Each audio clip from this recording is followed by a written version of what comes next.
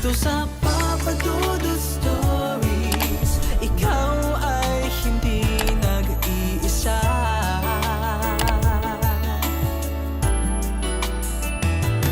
Dito sa Papa Dudut Stories, may nagmamahal sa'yo.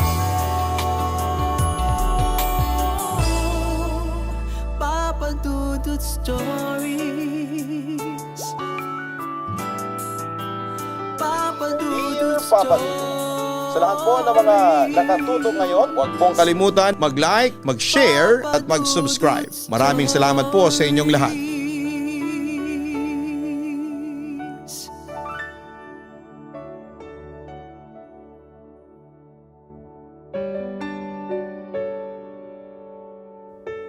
Madalas kung sino pa ang mahal mo ay hindi ka mahal.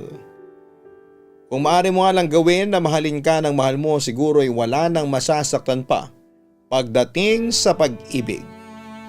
Ano nga ba ang pakiramdam ng isang tao na umaasa na mamahalin din siya pabalik ng taong matagal na niyang iniibig?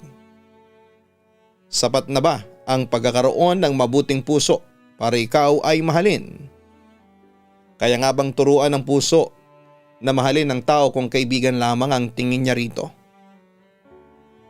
Dear Papa Dudut, ang sabi nila ang kakambal daw ng pag-ibig ang sakit. Hindi ka raw maaaring magmahal nang hindi ka nasasaktan. Hindi ka raw totoong magmamahal kung hindi ka makakaranas ng pighati ng puso. Itago mo na lamang ako sa pangalan na Clyde, 30 years old at isa kong kitchen staff sa isang cruise ship. Ang kwento ko ay tungkol sa aking first love na si Cherry. Bata pa lamang ay magkakilala na kami ni Cherry. Lumaki kami sa isang lugar at magkapitbahay pa. Magkaibigan din ang pamilya namin. Yung tipong nagbibigayan ng ulam kung may nilutong masarap. Sakto lamang ang buhay na meron kami, Papa Dudut. Hindi mayaman, hindi rin mahirap. Tatlo kaming magkakapatid at puro kami lalaki. Habang sina Cherry ay dalawa lang sila ng kuya niya. Noon pa man ay magkalaro na kami ni Cherry. Kung minsan nga ay ayos lang. Kahit kaming dalawa lamang at wala ng ibang kasaling bata. Dahil sa same age kami, ay sabay din kaming nag-aaral. Palagi kaming naging magkaklase noong elementary. Noong high school ay ganon din. Noong mga bata pa kami ay hindi ko napapansin ang ganda ni Cherry. Pero nang tumungtong kami sa high school at nasaksihan ko kung gaano karaming lalaki ang umaaligid at nagpapapansin sa kanya ay unti-unti ko nang nakita ang ganda niya, Papa Dudut. Hanggang sa isa na ako sa mga lalaking humahanga sa kanya. Simple lang kasi ang ganda ni Cherry. Yung hindi nakakasawa yung habang tinititigan mo siya. Nang matagal ay mas lalo siyang gumaganda sa paningin. Dagdag pa ang pagiging masayahin niya. Mas lalo siyang gumaganda kapag ngumingiti siya. Hindi ko sinasabi kay Cherry na may crush na ako sa kanya, Papa Dudut. Nahihiya ako. Baka kasi magalit o pagtawanan niya ako kasi magkaibigan kaming dalawa. Kaya sa tuwing may nagbibigay sa kanya ng love letter at ipinababasa niya sa akin ay lihim akong nagsiselos. Palaging sinasabi sa akin ni Cherry na wala siyang balak na magkaroon ng boyfriend habang nag-aaral pa siya at natuwa ako. Ibig sabihin ay wala akong dapat na ikatakot na magkakaroon ako ng kaagaw sa puso niya. Doon pa man ay hilig ko ng pagluluto. Kapag nagluluto ang tatay ko na mas magaling magluto kesa sa nanay ko ay palagi ko siyang pinapanood. Kaya after kong mag-high school ay kumuha ko ng culinary course kung saan ay nakakuha ko ng bachelor's degree. Habang si Cherry ay nursing naman. Doon na kami palaging nagkakasama dahil magkaibang school ang aming pinapasukan. Nalungkot ako, pero yun kasi ang realidad hanggang sa nasanay na ako. Kapag wala naman kaming pasok ay nakakapagkita pa rin kami. Minsan ay pinupuntahan ko siya sa bahay nila. At kung minsan ay si Cherry naman ang nagpupunta sa amin. Lumalabas din kami kapag may free time, Papa Dudut. Nagpupunta kami sa mall, kumakain sa labas o kaya ay simpleng nagkwekwentuhan lang tungkol sa mga nangyayari sa buhay namin. Siguro may girlfriend ka na, Clyde. Hoy, wala tayong sekretuhan. Baka nakakalimutan mo, tura ni Cherry nang minsan kami nagkwekwentuhan sa labas ng bahay. Manligaw nga, hindi ko kaya. Paano naman ako magkakaroon ng girlfriend? Sagot ko. Bakit kasi ayaw mo manligaw? Hindi ka naman pangit. Gumagwapo ka nga ngayon eh. Mabait ka naman, ang sabi pa ni Cherry. Ako gwapo. Huwag ka nga magbiro, natatawa kong sambit. Mahina lang ang self-confidence mo, aniya. Ikaw ba may boyfriend ka na siguro? Hindi mo lang sinasabi. Sabi ko pa. Wala, nakalimutan mo na ba ang sinabi ko sa'yo na hindi ako magbo-boyfriend hanggang nag-aaral ako? May mga nanliligaw pero binasad ko kaagad. Distraction lang yang mga lalaki sa buhay ko. Saka nandyan ka naman. Parang may boyfriend na rin ako. Kaibigang lalaki. Ang nakangiting wika pa ni Cherry. Hindi ko alam kung magiging masaya o malungkot ako sa sinabi na yon ni Cherry, Papa Dudut. Dapat ba akong maging masaya kasi wala siyang interes na mag-boyfriend o maging malungkot kasi sinampal niya sa mukha ko na kaibigan lang talaga ang tingin niya sa akin. Ang akala ko kasi dati ay simpleng crush lamang ang nararamdaman ko para kay Cherry. Akala ko ay mawawala rin yon kapag may nakita o nakilala akong babae na mas maganda sa kanya. Pero marami na akong nakilalang mas maganda kay Cherry pero siya pa rin ang gusto ko. Hanggang sa ang simpleng paghanga sa kanya ay mas yumabong pa at naramdaman kong mahal ko na siya. Dumating na ako sa point na gusto ko siyang ligawan at pinapangarap kong magiging kami na. Pero hanggang pangarap na lamang kasi nahihiya akong umamin sa kanya ng totoo kong nararamdaman. Natatakot ako na baka biglang mawala ang aming pagkakaibigan, Papa Dudut. Sa tuwing iniisip ng ibang tao na magkasintahan kami ni Cherry ay hindi ko maiwasan ang lihim na kiligin. Napapansin kasi ng ilang naming kapitbahay na madalas kaming magkasama at ang sabi nila ay baka raw kami ang magkatuluyan pagdating ng araw. Kapag ganoon ay agad na sinasabi ni Cherry na magkaibigan lamang kaming dalawa, Papa Dudut. Natupad naman ni Cherry ang sinabi niya na hindi siya magbo-boyfriend habang nag-aaral. Nakatapos siya ng course niya at agad na naghanap ng trabaho. Natanggap siya bilang isang ward nurse sa isang private hospital sa lugar namin. Ako naman ay nagtatrabaho na rin ang time na yon sa isang hotel. Tuwing sahod ay lumalabas kami ni Cherry. Masaya kami na kumikita na kami ng sarili naming pera at nakabibili na kami ng mga bagay na gusto namin nang hindi na kailangang humingi sa mga magulang namin. Ang saya palang magkaroon ng work, no? Kahit nakakapagod, at least may kapalit na pera. Masayang sabi ni Cherry habang nagdi-dinner kami sa isang restaurant. Kaya nga sulit ang pagod. Pero sana makasampa na ako ng barko. Dream ko kasi talaga ang magtrabaho sa isang cruise ship. Nag-iipon lang ako ng experience sa pagtatrabaho sa kitchen, ang sabi ko. For sure matutupad yan at sana naman kapag nasa barko ka na ay magkaroon ka na ng jowa, turan pa ni Cherry. Hindi na ako nagsalita pa, Papa Dudut. Kung alam lang sana ni Cherry na wala akong ibang nais na maging girlfriend kundi siya. Aaminin ko na torpe ako, Papa Dudut. Bukod sa takot akong umamin sa kanya ay nahihiya rin akong gawin yon. Kahit nga ang pagpapalipad hangin ay hindi ko na magawa kay Cherry, Papa Dudut. Oo nga pala, tapos ka na mag-aral at may trabaho ka na.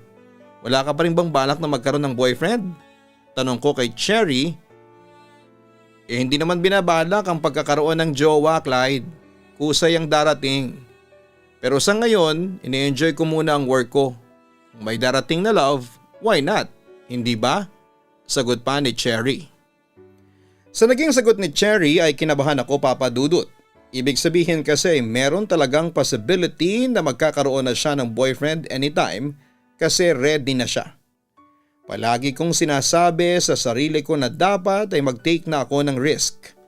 Ilang beses kong pinapractice sa harapan ng salamin kung papaano ako magtatapat sa kanya. Ilang sulat na rin ang ginawa ko kung saan laman ang confession ko ng pagmamahal ko sa kanya. Pero lahat ng salita at sulat na yon ay hindi ko kayang iparating kay Cherry. Sobrang mahina kasi talaga ang loob ko. Hanggang sa dumating na ako sa point na sinabi ko sa aking sarili na kailangan ko nang sabihin kay Cherry ang totoo kong nararamdaman sa kanya. Malay ko ba kung gusto niya rin ako tapos naghihintayan lamang kami. Kung ganoon ay baka tumanda kami na magkaibigan forever. Ayaw ko namang mangyari yon, Papa Dudut. Kaya naman inipon ko ang mga sulat ko para sa kanya. Pumunta ako sa bahay nila at hinanap siya. Desidido na akong ibigay ang mga sulat na yon kay Cherry. Ang sabi ng nanay ni Cherry ay nasa trabaho pa si Cherry at mamayang gabi pa ang dating nito. Ang ginawa ko ay tumambay ako sa labas ng aming bahay. Nakaupo roon at matyaga akong naghihintay kay Cherry. Maya-maya ay isang motor ang huminto sa tapat ng bahay ni Cherry. Nakita ko si Cherry na sakay ng motor na yon at nakaangkas siya sa isang lalaki. Nag-usap sila ng sandali pero hindi ko narinig ang pinag-usapan nila. Pero nakita ko ang laki ng ngiti ni Cherry habang kausap niya yung lalaki. May naramdaman akong selos ng time na yon, Papa Dudut. Nang umalis na ang lalaki at papasok na si Cherry sa bahay nila ay tumayo na ako para pumasok sa aming bahay. Pero bigla akong nakita ni Cherry. Clyde, nandiyan ka pala, anong ginagawa mo dyan sa labas? Nakangiti niyang tanong. Wala, nagpapahangin lang. Papasok na rin ako, ang sabi ko. Ganun ba? Akala ko inihintay mong dumaan ang crush mo. Pagbibirong wika pa ni Cherry. Gusto ko sanang tanungin sa kanya kung sino yung naghatid sa kanya na lalaki pero hindi ko na tinuloy pa. Baka kasi masaktan lamang ako kapag sinabi niya na boyfriend niya yon. Hindi ko na rin tinuloy pa ang pagbibigay ng mga sulat ko kay Cherry. Kung boyfriend na kasi yon ni Cherry ay wala nang silbi kung malalaman niya na mahal ko siya nang higit pa sa isang kaibigan. Walang nakakaalam na nasasaktan ako ng panahon na yon kahit pa ang aking pamilya. Magdamag ako nag-iisip ng tungkol sa amin ni Cherry. Napansin ko rin noon na halos araw-arawin na inihahatid si Cherry ng lalaking nakamotor. Kaya naisip ko na may something talaga sa kanilang dalawa. May mga pagkakataon din na kapag alam kong walang pasok si Cherry at inaaya ko siyang lumabas ay tumatanggi na siya. May lakad na raw siya pero hindi naman niya sinasabi sa akin kung saan at sino ang kasama niya. Hindi na rin ako nag-uusisa pa kasi alam ko sa sarili ko na wala akong karapatan na gawin yon, Papa Dudut. Ano ba ako ni Cherry? Kaibigan lang naman niya ako, Papa Dudut. Sobrang na-bother at naku-curious na ako kung sino ba talaga ang lalaki na palagi naghahatid kay Cherry. Nagkaroon na ako ng hinala na baka boyfriend na niya yon. Tapos ay hindi lang sinasabi sa akin ni Cherry. Kaya nang lumabas kami ni Cherry ay nilakasan ko na ang loob ko na magtanong sa kanya. Napapansin ko na palagi may naghahatid sa iyo sa bahay ninyo. May hindi ka ba sinasabi sa akin? Akala ko ba ay best friend tayo at walang secrets? Medyo pabiro ang pagtatanong ko. Kawork ko yun. Nurse din siya kagaya ko, si Marco. Sagot pa ni Cherry. Boyfriend mo na yun, no? Tanong ko. Hindi pa. Saka kung magkakaroon man ako ng boyfriend, ikaw ang unang makakaalam. Pero aamin na ako sa iyo, nanliligaw si Marco sa akin. Halos 3 buwan na rin siyang nanliligaw. Mabait siya saka thoughtful. Nakangiti niyang wika. E di meron siyang pag-asa sa iyo. Sasagutin mo na siya. Pinilit kong itago ang sakit sa mga tanong ko. Malaki ang pag-asa niya, Clyde. Hayaan mo at ipapakilala kita sa kanya kapag nagkaroon ng pagkakataon. Turan pa ni Cherry. Feeling ko ay paulit-ulit na sinasaksak ng kutsilyo ang aking dibdib sa mga nalaman ko mula kay Cherry.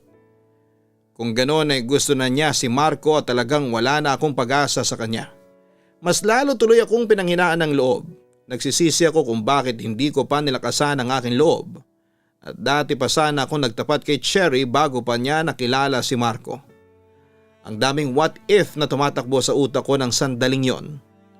Kung pwede nga lang sanang ibalik ang panahon ay umamin na sana ako kay Cherry o kaya ipinigilan ko na lamang ang pagkakahulog ko sa kanya. Para hindi na ako nasasaktan ng time na yon, Papa Dudut. Dumating na nga ang araw na aking kinakatakutan.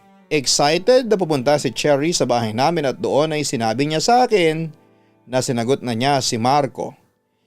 Inasahan ko na yon pero grabe pa rin ang sakit. Sabi pa ni Cherry gusto niya na makilala ko si Marco kaya nang ihatid siya ni Marco sa bahay nila ay pinalabas niya ako ng bahay. Ipinakilala ko ni Cherry kay Marco bilang best friend niya. Noon pa man pala ay naikakwento na ako ni Cherry sa boyfriend niya kaya kahit papaano ay may ideya na si Marco kung sino ako. Nakita ko naman na masaya si Cherry kay Marco kaya ang sabi ko sa sarili ko ay okay na yon. Ang importante naman ay ang kasiyahan ng best friend ko. Basta wag lang sanang sasaktan at lolokohin ni Marco si Cherry dahil ako ang makakalaban niya. Ganon pa man ay hindi ko pa rin matanggap ang lahat, Papa Dudut. Hindi pa rin nabawasan ang pagmamahal ko kay Cherry sa kabila ng pagkakaroon niya ng boyfriend. Ang ginawa ko ay pinagpatuloy ko ang pagmamahal ko sa kanya ng palihim. Kapag magkasama kami ay kaibigan pa rin ang pinapakita ko sa kanya. Kahit deep inside ay nasasaktan ako na hanggang magkaibigan lang kaming dalawa. Simula nang magkaroon ng boyfriend si Cherry ay palagi na niyang bukang bibig si Marco sa tuwing nagkikita kami. Alam mo ba, Clyde? Sobra kong humahanga kay Marco. Biruin mo, pinag-aral niya ang sarili niya at independent siya. Grabe, bihira na ang ganong lalaki sa ngayon. Yung iba kasi kapag wala nang kakayahan na mag-aral ay tumatambay na lang, sabi pa ni Cherry. Cherry, pwede bang ibang topic na lang ang pag-usapan natin? Napapansin ko kasi na siya na lang ang palagi nating topic tuwing nagkikita tayo. Hindi ko na napigilan na sabihin yon.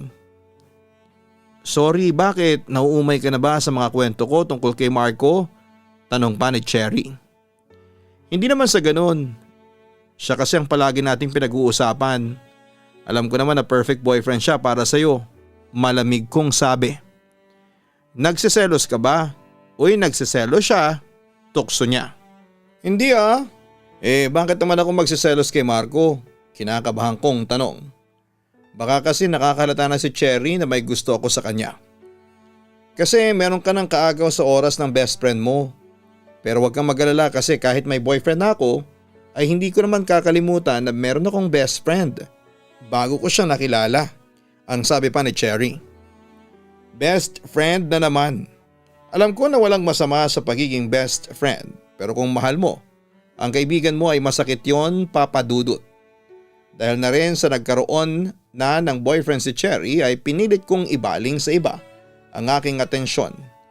Sinubukan ko makipag-chat online at makipagkaibigan sa mga katrabaho kong babae.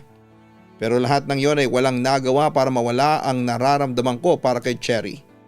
Siya pa rin kasi talaga. Wala nang iba. Kaya ang ginawa ko na lamang ay hinayaan ko ang nararamdaman ko para kay Cherry. At umasa ako na isang araw ay magigising na lamang ako na wala na yon. Dumating ang time na napansin ko na hindi na nakikipag-usap si Cherry sa akin. Kapag nagkataon na nakikita ko siya sa labas ay ngumingiti lang siya o kaya ay kukumustahin ako. Wala na yung lalabas kaming dalawa tapos magkwekwentuhan sa mga nangyayari sa buhay namin. Naramdaman ko na unti-unti nang lumalayo si Cherry sa akin, Papa Dudut. Kumbaga'y bigla siyang naging cold sa akin at hindi ko alam kung bakit at ano ang dahilan.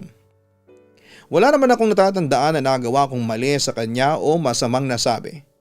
Hindi ko pwedeng patagalin na ganon kami kaya ng araw na walang pasok si Cherry ay pinuntahan ko siya sa bahay nila para magkausap kami. Doon ay itinanong ko na sa kanya ang gumugulo sa isipan ko. Ikaw ha, nagbago ka na. Nagkaroon ka lang ng boyfriend na walang ka na ng time sa best friend mo. Ang nagtatampo kong sabi kay Cherry. Busy lang sa work, sobrang toxic aniya. Magdadalawang buwan na kaya na hindi tayo lumalabas, may problema ba? Tanong ko. Sa pagkakataon na yon ay sinabi na ni Cherry ang totoong dahilan. Kinausap pala siya ni Marco at sinabi nito na hindi magandang tingnan na meron siyang lalaking kaibigan habang meron siyang boyfriend. Sinabihan siya ni Marco na huwag maging masyadong close sa akin at ang masakit ay sinunod yon ni Cherry. Sorry talaga, Clyde. Ayoko lang kasi na magalit si Marco sa akin. Alam ko na wala namang mali siyang friendship natin pero iba kasi ang paniniwala niya sa pagiging magkaibigan ng isang lalaki at babae. Naunawaan ko rin naman siya sa part na yon. Ayoko nasasaktan si Marco, paliwanag pa ni Cherry. Hindi mo kailangan na mag-sorry. Kung ako rin naman si Marco, ay ganun din ang iisipin ko. Mas maganda nga lang na sinabi mo kasi naiintindihan ko na kung bakit bigla ka nagbago, ang sabi ko. Basta best friend pa rin naman tayo. Yun nga lang, babawasan na natin ang time natin na magkasama tayo, ang sabi pa ni Cherry. Naiintindihan ko, huwag kang mag-alala, hindi ako galit. Gusto ko lang talagang malaman ang reason sa biglang pagbabago ng pakikitungo mo sa akin. Tama ka, magkaibigan pa rin tayo forever, nakangiti kong sabi.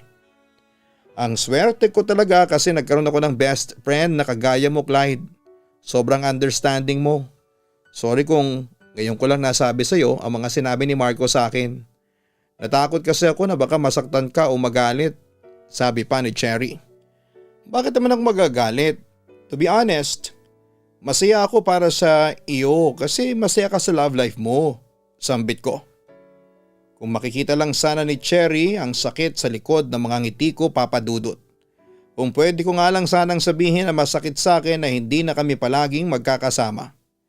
Malinaw din kasi na kayang-kaya niya akong bitawan kung sasabihin yon sa kanya ni Marco. Masakit na mas kaya niyang piliin si Marco over me na nakasama at kaibigan niya simula pa pagkabata. Mahirap para sa akin na hindi na kami kagaya ng dati ni Cherry dahil sa meron na siyang boyfriend. Nawala na yung every week ay lumalabas kami kumakain sa kung saan o kaya ay simpleng nagkukwentuhan lang. Kumustahan na lang sa text or chat pagkatapos ay wala na.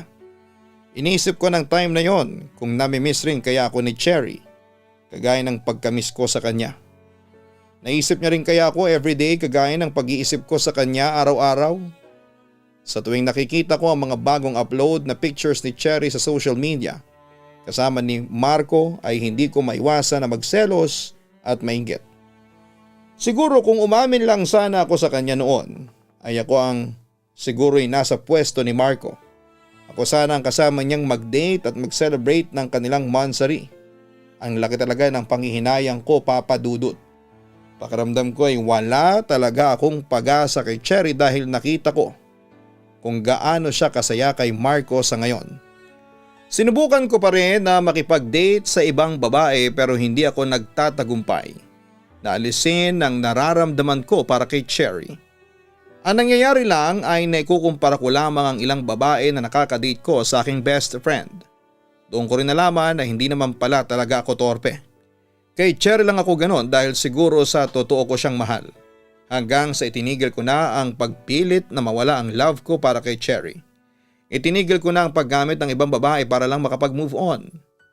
Naisip ko na maling paraan yon.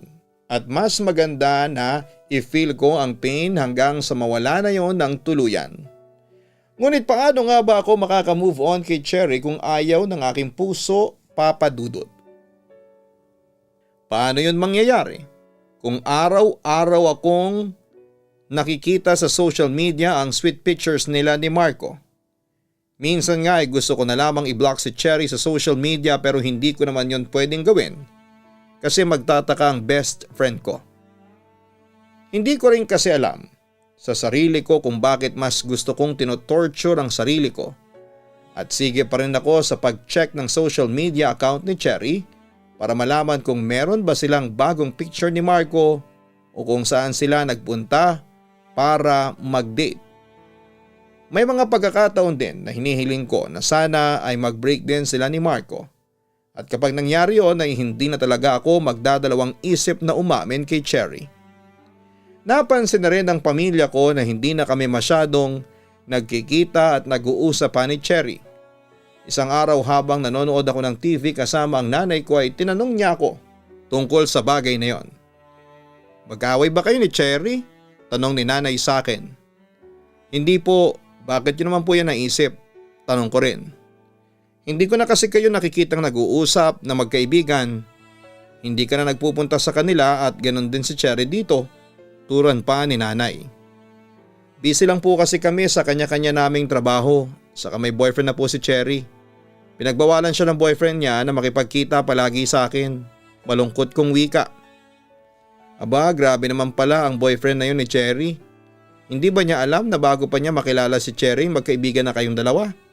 Masyado naman siyang malisyoso, best friend lang naman kayo ni Cherry. Dapat maintindihan niya yon."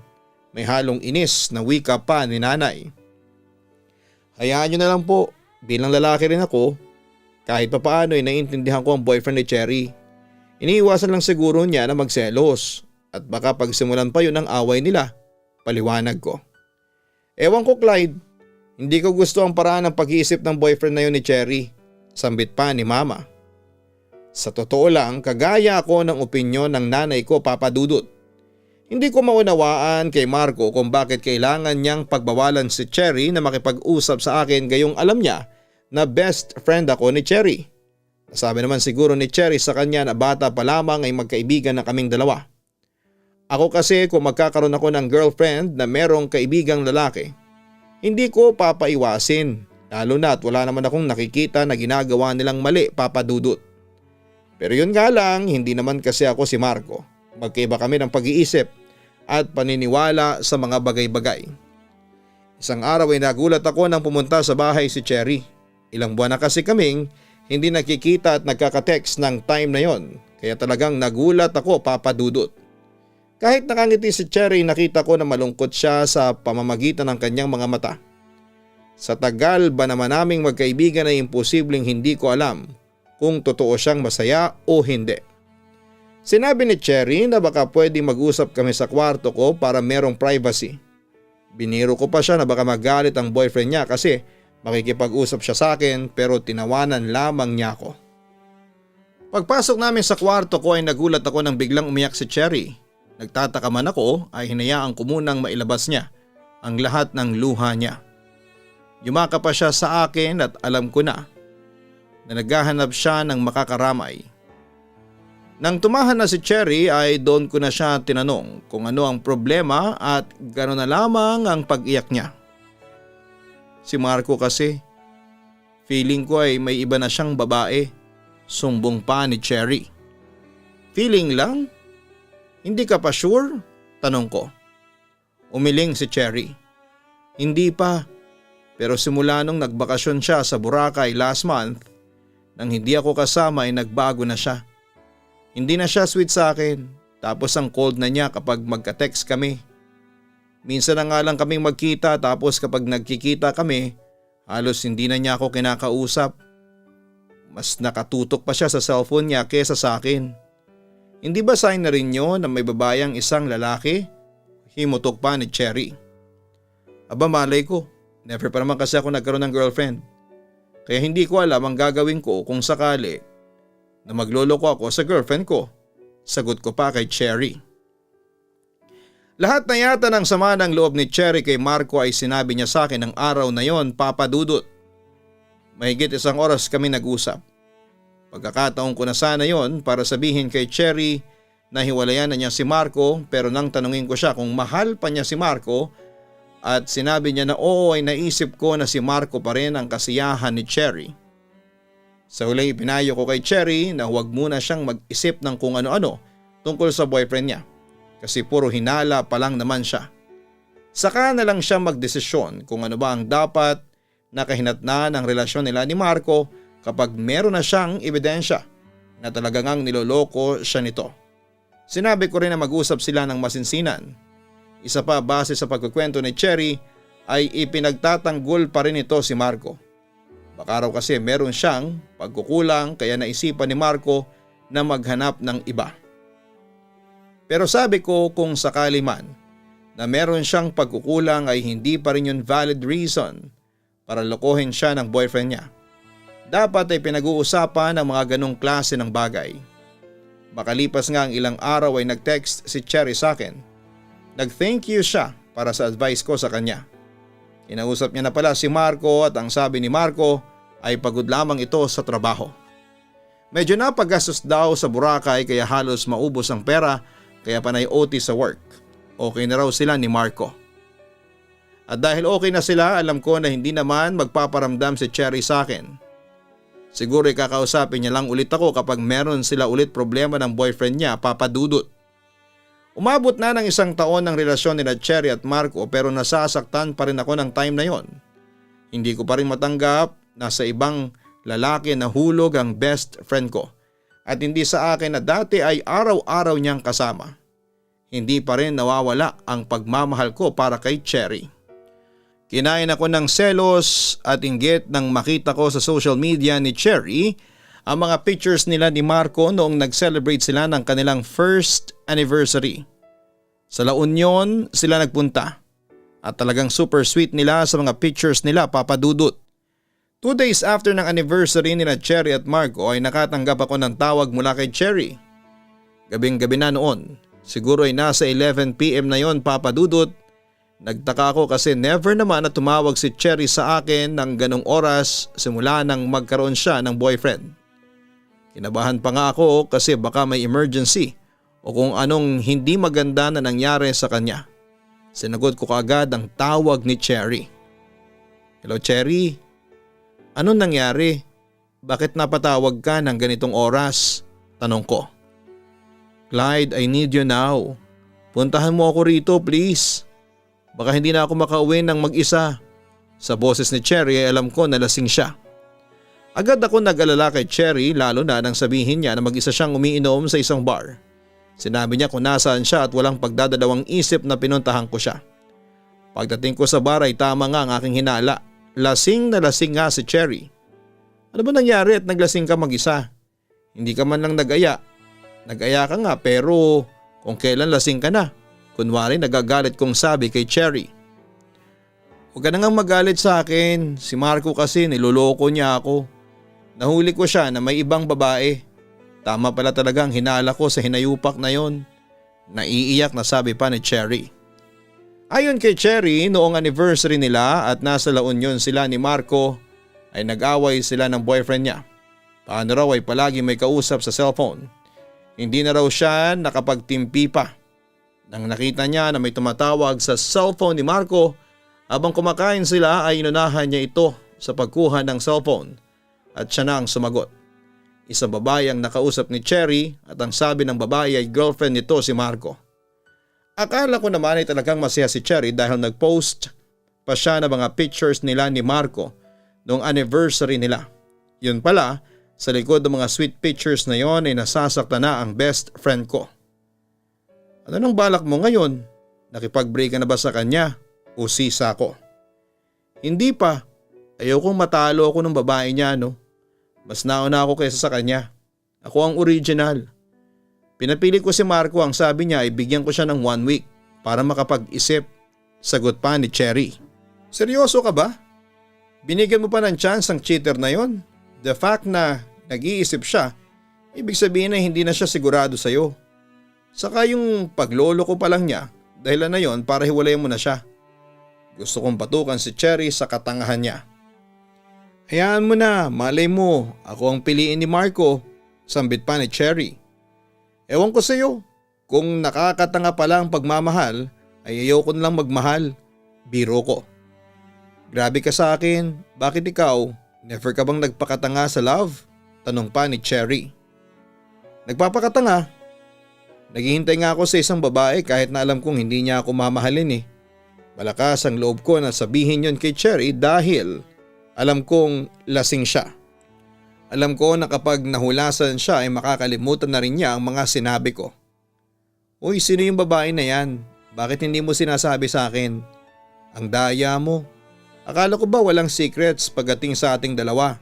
Ang sabi pa ni Cherry. Gusto mo talagang malaman kung sino? Tanong ko. Siyempre, best friend mo ko kaya dapat sinasabi mo sa akin ang lahat. Turan pa niya. Ikaw, Cherry. Ikaw ang babaeng tinutukoy ko. Matapat kong sagot.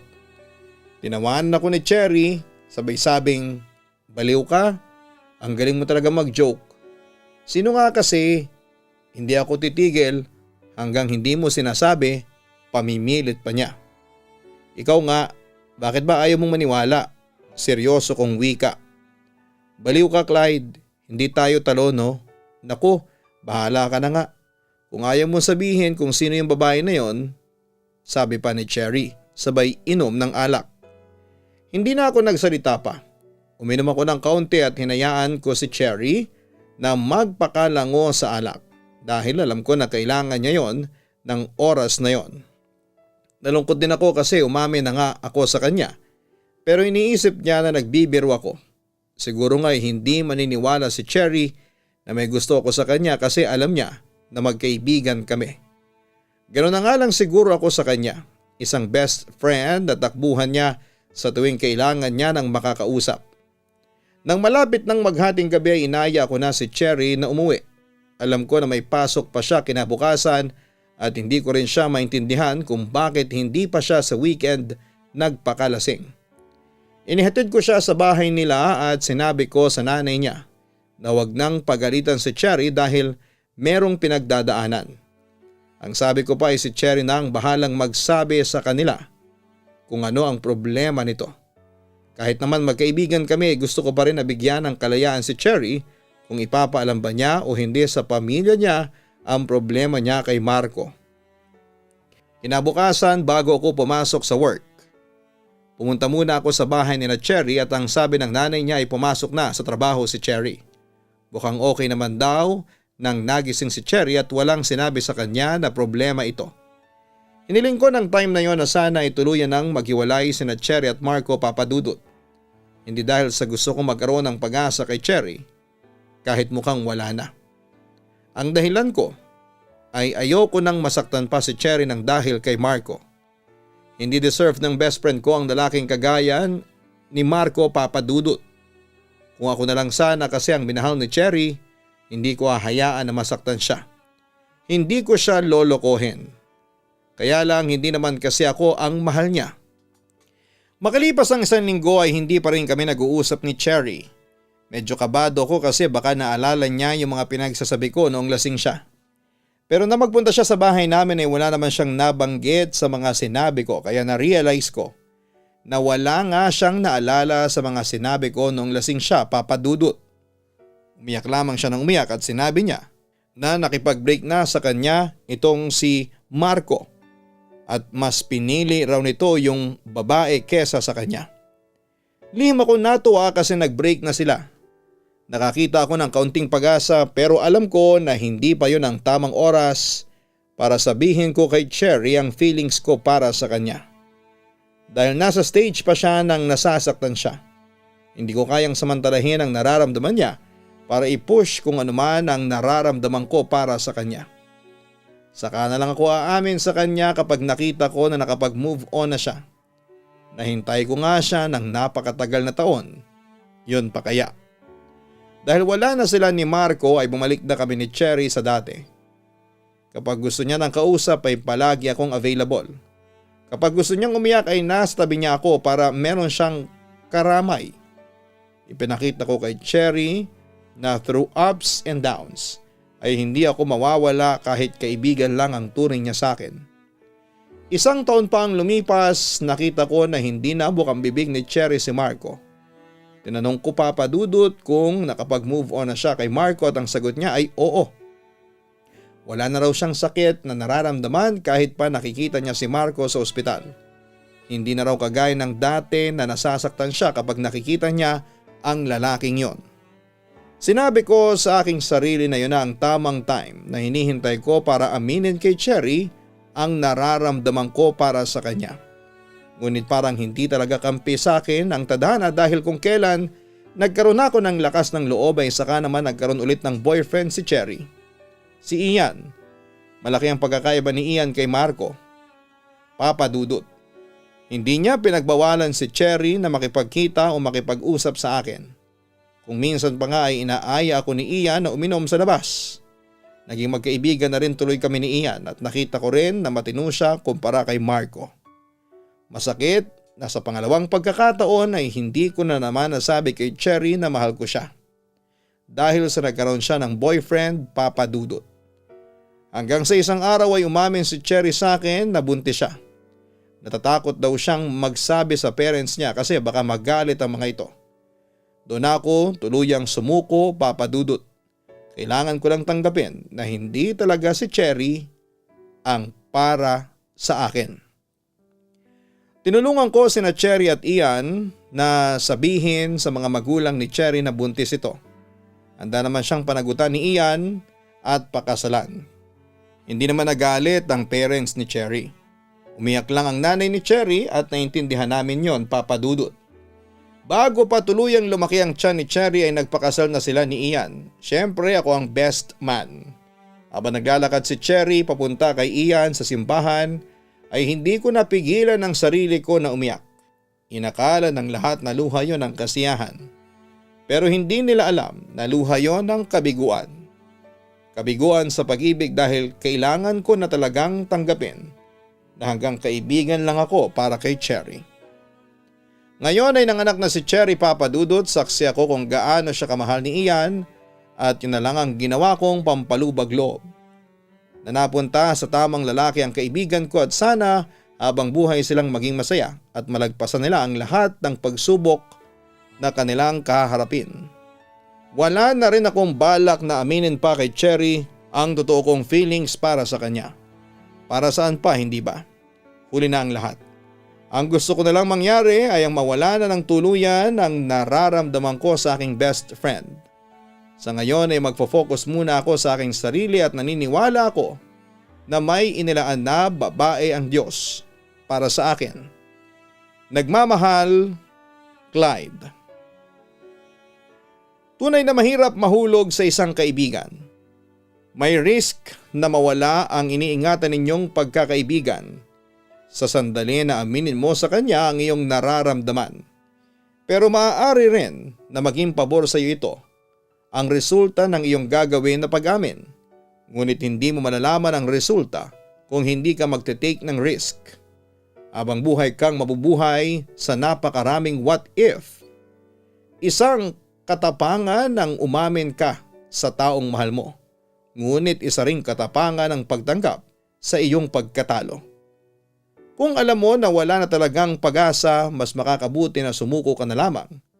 Isa pa ang pagkakaibigan ay isang napakagandang biyaya mula sa ating Diyos.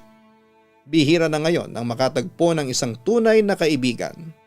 At kapag natanggap mo na, ang lahat ay unti-unting ipapakita sa iyo ng tadhana kung bakit hindi kayo nagkatuluyan ng taong mahal mo. Makikita mo ang dahilan pagdating ng tamang panahon. Huwag kalimutan na mag-like, mag-share at mag-subscribe. Hanapin po ang Kaistorya YouTube channel at ang Papa Dudut Family YouTube channel. Maraming salamat po.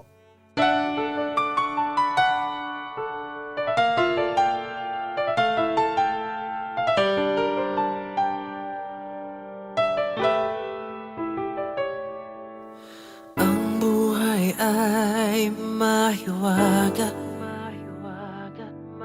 laging may lungkot at saya. Sa Papa Dudut Stories, laging may karamay ka.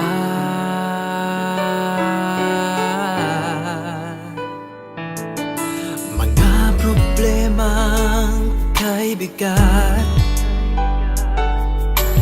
dito ay pakikinggan ka.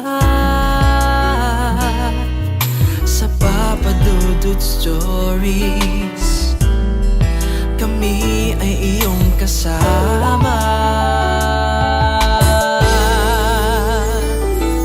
Dito sa Papa Dudut Stories, ikaw ay hindi nag-iisa.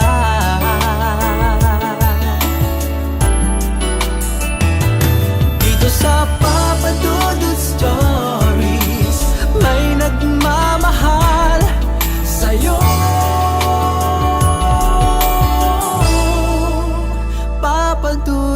Stories. Papa Dudut Stories.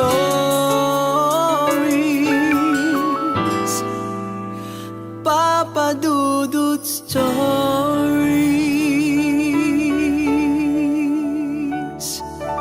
Hello mga ka-online, ako po ang inyong si Papa Dudut. Huwag kalimutan na mag-like, mag-share at mag-subscribe. Pindutin ang notification bell para mas maraming video ang mapanood ninyo. Maraming salamat po sa inyong walang sawang pagtitiwala.